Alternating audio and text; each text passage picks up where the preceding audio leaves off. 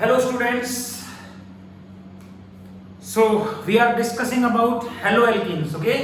और haloalkenes में हम स्टडी कर चुके हैं अब तक SN1 मैकेनिज्म के बारे में, ओके? और SN1 mechanism mean to say nucleophilic substitution unimolecular reactions, okay? यानी order of reaction is 1। Reaction intermediate carbocation बनता है, इसलिए जो रिएक्टेंट जितना स्टेबल कार्बोकैटायन बनाएगा वो उतना ही ज्यादा रिएक्टिव होगा SN1 मैकेनिज्म की तरफ। यानी higher is the stability of carbocation formed by a reactant, higher will be the reactivity of that reactant towards SN1 mechanism. Polar protic solvents like H2O, like ethyl alcohol, like HCO favour करते हैं SN1 mechanism को, okay? Poor क्या नाम है, weak nucleophile जो कि बाद में अटैक कर रहा है, and better leaving group favour करते हैं SN1 मैकेनिज्म को, ठीक है? प्रोडक्ट की बात करें तो SN1 मैकेनिज्म में रेसनिक मिक्सचर बनता है, ठीक है? मतलब डेक्स्ट्रो है तो जो प्रोडक्ट आपका बनेगा वो डेक्स्ट्रो प्लस लीवो का मिक्सचर बनता है, रेसनिक मिक्सचर। लेकिन दिमाग में याद रहे कि कंप्लीट में रेसनाइजेशन नहीं होता, पार्शियल रेसनाइजेशन होता है। मतलब इन्वर्जन प्रोडक्ट जो है बैक साइड से जो अटैक होता है वो प्रोडक्ट थोड़ा सा ज्यादा बनता है रिटेंशन वाले प्रोडक्ट से। क्यों? क्योंकि रिटेंशन वाले प्रोडक्ट में तो जिस तरफ से मतलब पहले से न्यूक्लियोफाइल अटैच था उसी तरफ से दूसरे न्यूक्लियोफाइल ने अटैक करना है, तो ये जो न्यूक्लियोफाइल हटा है इसका थोड़ा इफेक्ट होता है, ये इसको रिपेल करता है, जबकि बैक साइड से कोई रिपल्शन नहीं होगा, ठीक है? तो बैक साइड से अटैक करने की जो पॉसिबिलिटी है नेक्स्ट न्यूक्लियोफाइल की वो ज्यादा होती है सेम साइड की बजाय, इसलिए inversion product is slightly larger as compare to retention product, okay? इसलिए पार्शियल रेसनाइजेशन होता है, यानी in SN1 mechanism there will be no complete racemization, partial racemization will take place, okay? और अब हम स्टडी करेंगे SN2 मैकेनिज्म के बारे में। SN2 मैकेनिज्म का मतलब हो गया nucleophilic substitution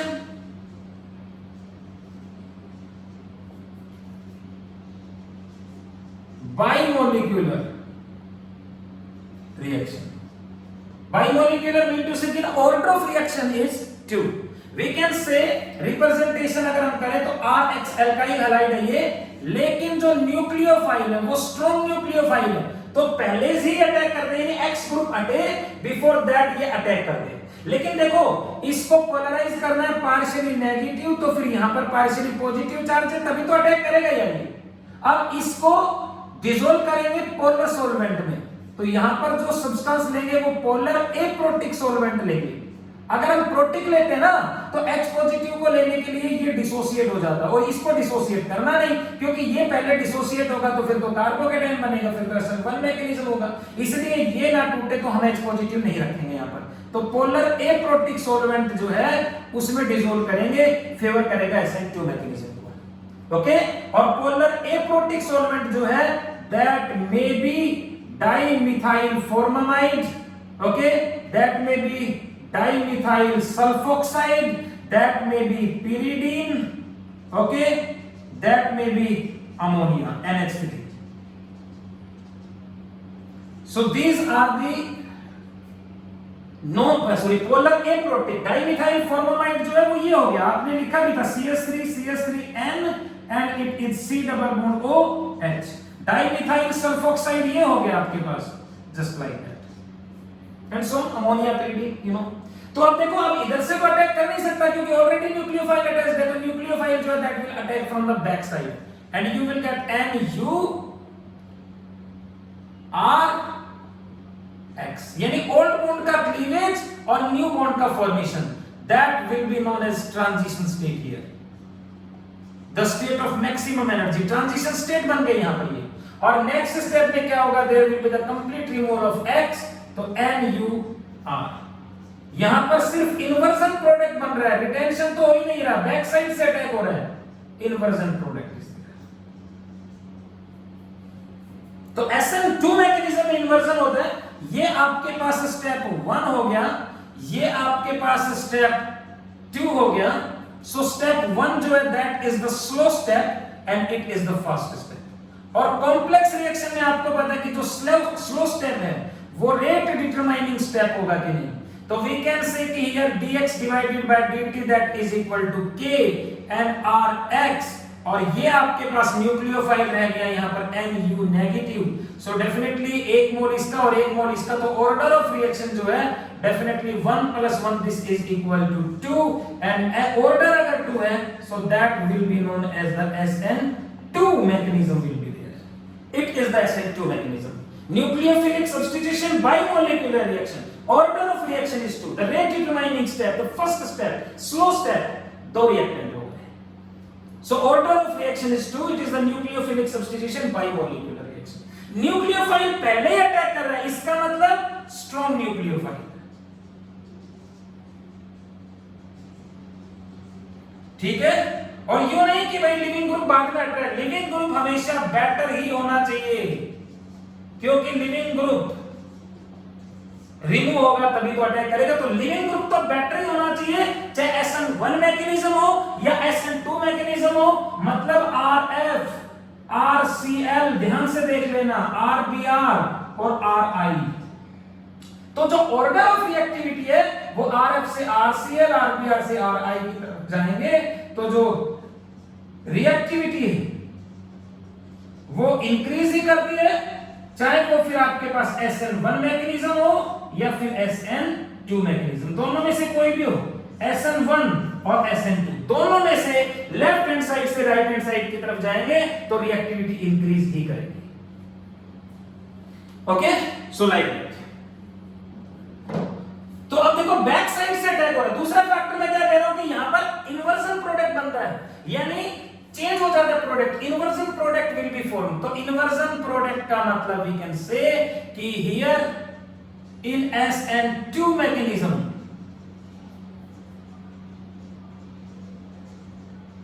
inversion of configuration takes place, configuration का इन्वर्जन होता है। सो and this inversion of configuration is known as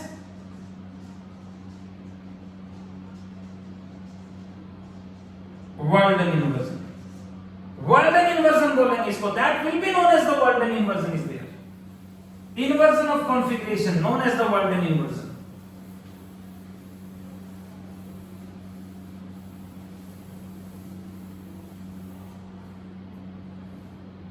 okay, so SN1 mechanism में रेसनाइजेशन होता है, पार्शियल रेसनाइजेशन, लेकिन यहां पर जो होता है वाल्डन इन्वर्जन होता है। अब देखो दूसरा फैक्टर आपने यहां पर ये देखा कि SN2 मैकेनिज्म में जो अटैक है that will take place from back side attack होता है। अब बैक साइड से जितना ज्यादा स्पेस होगा Attack करने के लिए, नहीं उतनी ज्यादा पॉसिबिलिटी होगी SN2 मैकेनिज्म की। So we can say that in case of SN2 mechanism,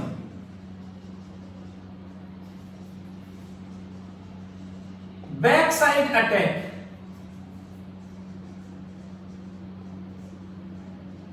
takes place. SN2 mechanism में backside attack होता है, therefore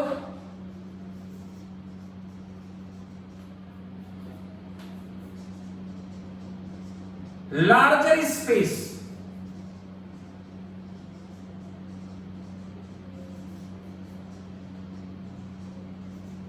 to attack from backside, higher is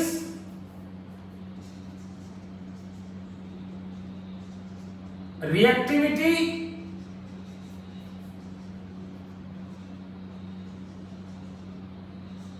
towards SN2 mechanism.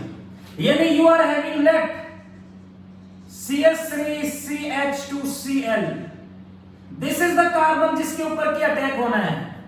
You are having CH3CH3CHCl, this is the carbon जिसके ऊपर की attack होना है Cl को replace करके, and it is the tertiary alkyl halide, 3 alkyl group है, इस कार्बन पे अटैक होना है। अब अगर हम स्पेस में ओपन अप करें तो इस कार्बन के ऊपर एक Cl ग्रुप, एक CH3 ग्रुप, ये है और 2 H हो गए CH2 का मतलब जस्ट लाइक यहां पर अगर हम देखें तो Cl It is the CH3. It is the CH3. It is the H. और टर्सरी में अगर हम देखें, so like that.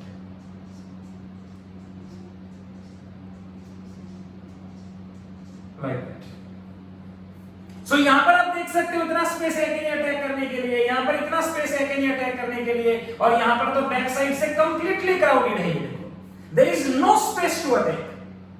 So we can say कि प्राइमरी से टर्सरी की तरफ जा रहे हैं, तो number of bulkier alkyl groups, यानी जो भारी एल्काइल ग्रुप है, हैवियर जो एल्काइल ग्रुप है, number of bulkier alkyl groups increases. और बल्कियर एल्काइल ग्रुप का नंबर अगर इंक्रीज करता है तो therefore we can say that is steric hindrance, यानी avoidance in space. The steric hindrance increases.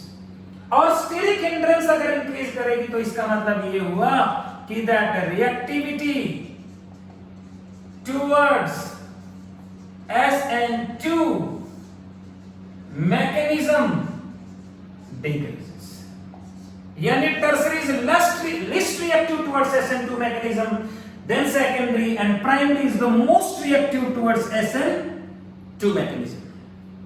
तो बिल्कुल ऑपोजिट ऑर्डर हो गया देखो SN1 मैकेनिज्म से, यानी स्पेस जितना ज्यादा होगा SN2 मैकेनिज्म की पॉसिबिलिटी उतनी ज्यादा होगी, स्पेस जितना कम होगा SN2 की पॉसिबिलिटी उतनी होगी। और टर्सरी कंपाउंड तो मेनली रिएक्टिव SN1 मैकेनिज्म से करते हैं, क्योंकि कार्बोकैटायन इतना स्टेबल बनेगा, अटैक बैक साइड से हो नहीं सकता। तो tertiary compounds always react by SN1 mechanism. We can say that tertiary compounds always react by SN1 mechanism due to no space to attack from backside and highest stability of carbocation. ठीक है भाई? सो जैसे for example मान लो आपके पास ये compound है Cl और आपके पास ये कंपाउंड है Cl, और SN2 की तरफ अगर हम देखें तो definitely this will be more reactive towards SN2 magnesium. ये कार्बन है, एक ही एल्काइल ग्रुप है, और यहां पर देखो दो एल्काइल ग्रुप हो गए। ठीक है, इसी तरह से for example let us consider आपके पास ये कांसेप्ट है बेंजाइल क्लोराइड, और ये आपके पास क्लोरोबेंजीन हो गया। तो SN2 इसमें तो कार्बोकैटायन मोस्ट स्टेबल बनेगा, SN2 मैकेनिज्म से रिएक्ट करेगा। SN2 की तरफ देखें तो SN2 की तरफ ये ज्यादा रिएक्टिव होगा, SN1 की तरफ ये ज्यादा रिएक्टिव होगा, क्योंकि कार्बोकैटायन मोस्ट स्टेबल बनेगा। ये हिंडर्ड है, देखो ये carbon. So definitely here SN2 mechanism की तरफ से अगर रिएक्ट, ये SN1 की तरफ ज्यादा रिएक्टिव होगा, क्योंकि कार्बोकैटायन मोस्ट स्टेबल बनेगा। तो कार्बोकैटायन पहले ही बन जाएगा, कार्बोकैटायन बनेगा तो SN1, ये SN2 की प्रोटेक्ट करेगा। इसमें एक्चुअली, और उसका रीजन ये भी SN2 की तरफ क्यों करेगा, क्योंकि ये इजीली रिमूव नहीं हो पाता ना ग्रुप, रेजोनेंस के कारण। यहां पर देखो partial double bond character create हो रहा है, तो हट ही नहीं पाएगा। न्यूक्लियोफाइल को पहले अटैक करना पड़ेगा यहां पर, और न्यूक्लियोफाइल पहले ही अटैक करेगा तो डेफिनेटली SN2 मैकेनिज्म। तो SN2 की तरफ ये ज्यादा रिएक्टिव हुआ और SN1 की तरफ ये ज्यादा रिएक्टिव हुआ। ठीक है भाई? इसी तरह से जैसे फॉर एग्जांपल आपके पास मान लो ये 1 2 3 4 Cl 1 2 3 4, ये आइसो हो गया, ये 2-क्लोरोब्यूटेन हो गया, ये टर्सरी ब्यूटाइल क्लोराइड हो गया। अगर यहां से इधर जाएंगे तो SN1 की तरफ जो रिएक्टिविटी है वो तो इंक्रीज करेगी, लेकिन SN2 की तरफ जो रिएक्टिविटी है वो क्या करेगी, डिक्रीज। और ये आपको क्लियर है, प्राइमरी है तो more reactive towards SN2 mechanism. तो दैट्स वेरी सिंपल कि दो टाइप के मैकेनिज्म हो गए, SN1 and SN2 mechanism is there. ठीक है भाई? अगर हम इनकी स्टीरियोकेमिस्ट्री के बारे में स्टडी करें, stereochemistry of SN1 and SN2 mechanism, यानी how the SN1 and SN2 mechanism are represented in space। Stereo का मतलब तो स्पेस ही होता है, तो स्पेस में कैसे रिप्रेजेंट करेंगे। अब देखो जैसे फॉर एग्जांपल आपके पास ये कंपाउंड है Cl, this is the methyl group, okay, this is the ethyl group, और ये आपके पास H ऑप्टिकली एक्टिव कंपाउंड हो गया 1 2 3 4 डिफरेंट ग्रुप हो गए कायरल सेंटर्स दे। और अगर हम यहां पर देखें तो 1 2 3 4 चार कार्बन हो गए butane. The IUPAC name of compound is 2-chlorobutyl। R और S देख सकते हो, ये 1 ये 2 कार्बन के आगे कार्बन, ये 3 और ये 4। और फिशर प्रोजेक्शन फार्मूला, सॉरी ये वेज एंड डैश फार्मूला है ना, डैश और वेज स्पेस में रिप्रेजेंट हो गया। तो वेज एंड डैश फार्मूला में जो लिस्ट प्रीफर्ड पोजीशन है वो बिलो द प्लेन होना चाहिए डैश के साथ, और डैश के साथ ही है ये। तो आपको कोई चेंज नहीं करना, 1 से 2 पर जाकर देख लो, आमने सामने है तो 3 की बजाय 4th को नेग्लेक्ट करेंगे, लिस्ट प्रीफर्ड है तो 1 से 2 पर अगर आप जा रहे हो तो देखो क्लॉकवाइज डायरेक्शन को फॉलो कर रहा है R, और R को डेक्स्ट्रो यानी पॉजिटिव से रिप्रेजेंट कर देंगे। तो ये कंपाउंड हुआ +2-chlorobutyl मतलब डेक्स्ट्रो, डेक्स्ट्रो का रिप्रेजेंटेशन प्लस हो गया। ओके, तो ये आपके पास कंपाउंड है +2-chlorobutyl। अगर ये SN1 मैकेनिज्म के थ्रू रिएक्ट करेगा, हाउ कैन यू रिप्रेजेंट? तो देखो SN1 मैकेनिज्म में तो जो न्यूक्लियोफाइल ऑलरेडी अटैच्ड है, जो लिविंग ग्रुप है वो पहले ही हटेगा, कार्बोकैटायन बनना है। और अगर ये हटेगा तो 3 ही ग्रुप रहेंगे कार्बोकैटायन, और कार्बोकैटायन की जो शेप है वो तो प्लेनर ट्रायंगुलर बनेगी। Cl का रिमूवल हुआ देखो यहां से, so there will be the removal of Cl, planar triangular like that. ये Me यानी अब जो 3 ग्रुप बच गए वो एक ही प्लेन में है। ठीक है भाई, 4 ऑर्बिटल बॉन्डिंग में यूज थे, अब तो 3 ही रह गए, मतलब एक ऑर्बिटल खाली हो गया कार्बन पे, Cl इलेक्ट्रॉन लेके गया। तो ये जो आपके पास ऑर्बिटल है ना, this is empty 2pz orbital of carbon, last orbital खाली हो गया जिसमें से क्लोरीन इलेक्ट्रॉन ले गया, जिसके कारण इस पे पॉजिटिव चार्ज क्रिएट हुआ। Now another nucleophile is there, you are having Nu negative containing the lone pair of electron। तो ये अपने ऑर्बिटल के साथ देखो यहां पर भी ओवरलैप कर सकता है और यहां पर भी ओवरलैप कर सकता है, ओवरलैपिंग से ही बनेगा बॉन्ड। तो अब इधर भी ऑर्बिटल फ्री है ओवरलैप करने के लिए और इधर भी, तो डेफिनेटली ये इधर से भी ओवरलैप कर सकता है और इधर से भी, यानी इधर से भी अटैक पॉसिबल है और इधर से भी अटैक पॉसिबल है। तो 2 प्रोडक्ट बनने की पॉसिबिलिटी है। अगर इधर से ही जाएगा तो एज सच बन जाएगा, जैसे NOU की बजाय OH लिख देता हूं स्पेशली ना, OH नेगेटिव, 3 लोन पे रहेंगे नेगेटिव चार्ज इसलिए, अदरवाइज तो 2 ही रहते हैं ऑक्सीजन पे। तो ये देखो आपके पास Me एज सच, ये आपके पास Et हो गया, ये आपके पास H हो गया और ये आपके पास OH हो गया, प्लस बैक साइड से अटैक कर रहा है इधर, so like that Me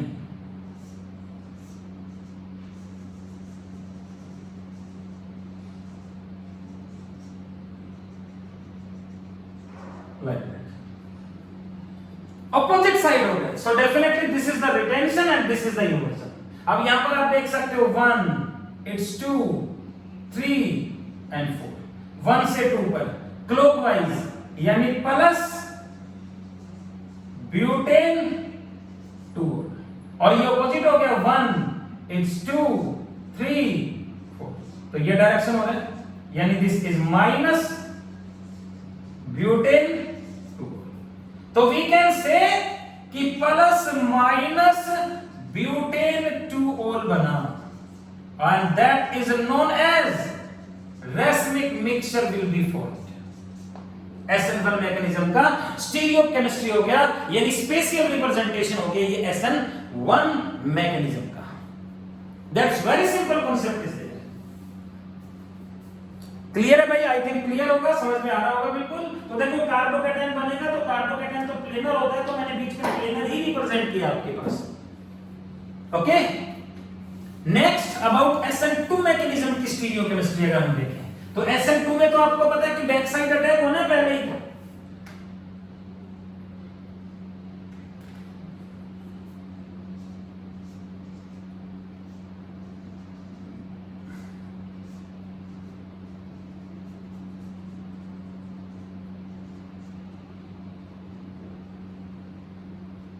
H, it's 1 it's 2 3 and 4, 1 से 2 पर R, so it is plus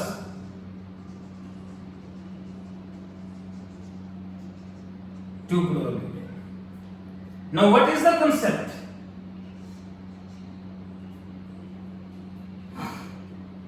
nucleophile will attack from back side.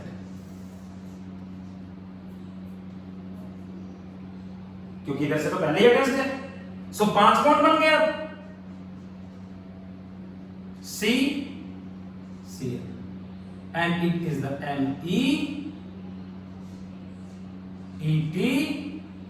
Same plane में रिप्रेजेंट करेंगे and these are represented and now there will be the removal of Cl।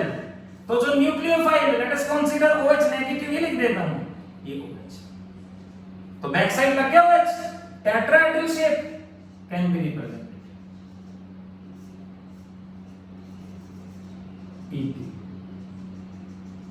and then we will H1, H2, H3, H4, 1 से 2 तक S, यानी minus butane 2, inversion हो गया SN2 mechanism में। So like that it is the concept of SN2 mechanism is there। तो दो type के mechanism हो गए आपके पास, SN1 और SN2, that is nucleophilic substitution unimolecular SN1 और nucleophilic substitution bimolecular SN2। SN1 में partial racemization होता है, SN2 में Walton inversion होता है, ठीक है।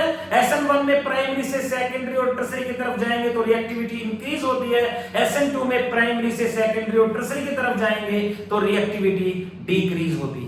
पोलर प्रोटिक सॉल्वेंट्स फेवर करते हैं SN1 मैकेनिज्म को, पोलर एप्रोटिक सॉल्वेंट्स फेवर करते हैं SN2 मैकेनिज्म को। A weak nucleophile better living group will favor the SN1 mechanism, a strong nucleophile better living group will favor the SN2 mechanism। Leaving group दोनों में ही better होना चाहिए, clear है भाई।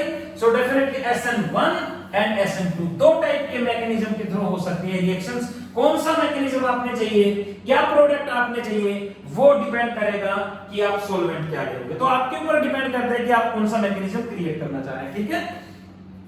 Now we shall discuss about the nucleophilic substitution reactions of alkyl halides. कौन कौन सी nucleophilic substitution reactions को एल्काइल हैलाइड शो करते हैं, तो वो आई थिंक हम नेक्स्ट लेक्चर में स्टडी करते हैं। ये आपके पास कंप्लीट हुआ SN1 और SN2 के बारे में। तो एनसीईआरटी के क्वेश्चंस हैं SN1 और SN2 को लेके, तो डेफिनेटली वो आप सोल्व करके देखना है SN1 और SN2 से विद रिस्पेक्ट एनसीईआरटी के, या फिर आपकी बुक में होंगे प्रीवियस ईयर के, तो साथ साथ करते रहना ये, ठीक है बेटा। So it's all about SN1 and SN2।